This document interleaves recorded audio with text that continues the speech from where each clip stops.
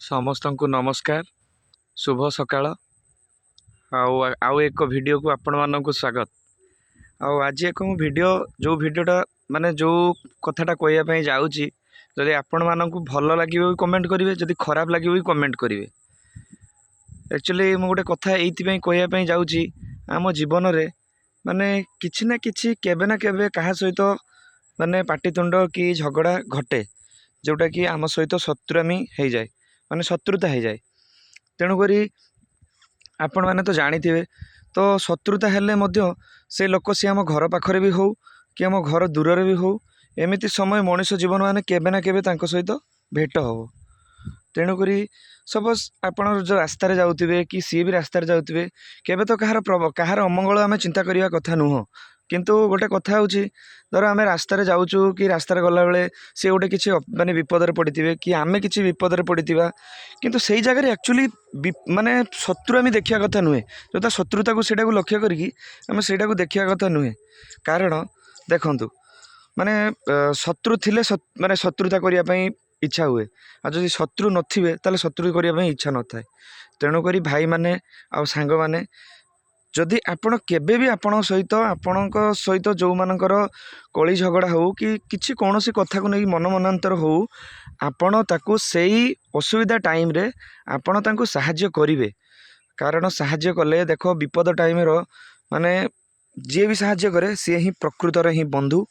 ତେଣୁକରି ଆପଣ ଯଦି ରାସ୍ତାରେ ଗଲାବେଳେ ସେ କୌଣସି କାହାର ଗୋଟେ ଆକ୍ସିଡେଣ୍ଟ ହେଉ କି କାହାର ଗୋଟେ ପାଟିତୁଣ୍ଡ ହେଉ, କି ଆପଣ ଦେଖିକି ପଳେଇବେ ଯେ ନା ତା ସହିତ ମୋର ଝଗଡ଼ା ହେଇଥିଲା କି ତା ସହିତ ମୋର ମାନେ ମନାନ୍ତର ହେଇଥିଲା, ସିଏ ଆମର ଏଟା ନେଇଥିଲା ସେଟା ନେଇଥିଲା, ସେଇଟା କେବେ କରିବେନି। କାରଣ ଦେଖନ୍ତୁ, ସିଏ ସେତେବେଳେ ଅସୁବିଧାରେ ପଡ଼ିଛି। ଯଦି ଆପଣ ସେଇ ଟାଇମ୍ର ଯଦି ଆପଣ ତା ପାଖରେ ଛିଡ଼ା ହେବେ, ତାକୁ ଲାଗିବ ଇଏ ମୋ ଶତ୍ରୁ ନୁହେଁ। ହଁ, କୌଣସି କଥାକୁ ନେଇକି ଝଗଡ଼ାଝାଟି ହୁଏ, କିନ୍ତୁ ସେଇଟା ଗୋଟେ ଝଗଡ଼ା ନୁହେଁ। ତେଣୁକରି ସାଙ୍ଗମାନେ ଆଉ ଭାଇମାନେ, ଏମିତି ବି ଯଦି ଆପଣଙ୍କ ଲାଇଫ୍ରେ କେବେ ଘଟିଥାଏ, ଯଦି ଆପଣ ତାଙ୍କ ପାଖରେ ଛିଡ଼ା ହେଇଥିବେ, ବହୁତ ଭଲ କଥା, ଆପଣଙ୍କ ପାଖରେ ମଣିଷ ପଣିଆ ଅଛି। ଆଉ ଯଦି କେବେ ଆପଣ କାହା ପାଖରେ ଛିଡ଼ା ହେଇନଥିବେ କି ମୁହଁ ବୁଲେଇକି ପଳେଇ ଆସିଥିବେ, ଆପଣ ନିଜକୁ ଧୈର୍ଯ୍ୟରେ ଧରିବେ। ହଁ, ମୁଁ ଚାହୁଁଛି ଆପଣଙ୍କୁ ସିଏ ବହୁତ ବାଧିଲା ଭଳିଆ କଥା କହିଥିବେ, କି ଆପଣଙ୍କୁ ସିଏ ବହୁତ ଏପଟ ସେପଟ କଥା କହିଥିବେ, ଯେଉଁଟାକି ଆପଣଙ୍କ ହାର୍ଟକୁ ବାଧିଥିବ, କି କୌଣସି ରିଲେସନ୍କୁ ନେଇକି କହିଥିବେ, ସେଟା ବି ବାଧିଥିବ। କିନ୍ତୁ ଆପଣ ଯେତେବେଳେ ବି ଆପଣଙ୍କ ସହିତ ଯେତେବେଳେ ବି ଏମିତି କେବେ ଫ୍ରଣ୍ଟ କରିବେ, ତା ପାଖରେ ଛିଡ଼ା ହେବେ, ଦେଖିବେ ନା ସେ ରିଲେସନସିପ୍ ଏମିତି ଆଗକୁ ଯିବ, ତାକୁ କେହି ବି ଅଟକେଇ ପାରିବେନି।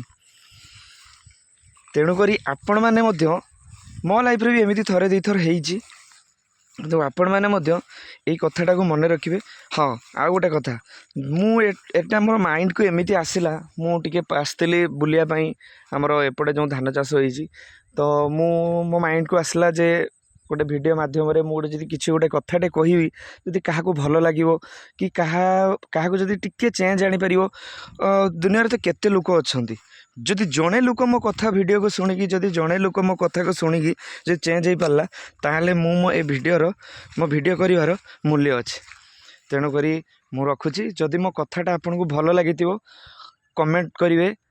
ଯଦି ଆପଣ ମୋ କଥାଟା ଭଲ ଲାଗିଥିବ, ତାହେଲେ ମୋତେ ନିହାତି କମେଣ୍ଟ କରିବେ। ଭଲ ଯଦି ହେଇଥିବ ବି କମେଣ୍ଟ କରିବେ, ଖରାପ ଯଦି ହେଇଥିବ କମେଣ୍ଟ କରିବେ। କାରଣ ଆପଣମାନେ ଯେଉଁଟା କହିବେ ସେଇଟା ହିଁ, ମାନେ ମୋର ଭଲ କହିଥିଲେ ବି ମୋତେ ଲାଗିବ ଯେ ମୁଁ ଆଉ ଟିକେ ଭଲ କରିବା ପାଇଁ, ଆଉ ଖରାପ କରିଥିଲେ ବି ମୁଁ କେମିତି ଭଲ କରିବି ତାକୁ ଚେଷ୍ଟା କରିବି। କାରଣ ମୁଁ ସେତେ ବଡ଼ ବି ୟୁଜର୍ ନୁହେଁ, ବାସ୍ ଜଷ୍ଟ ଏବେ ଚେଷ୍ଟା କରୁଛି।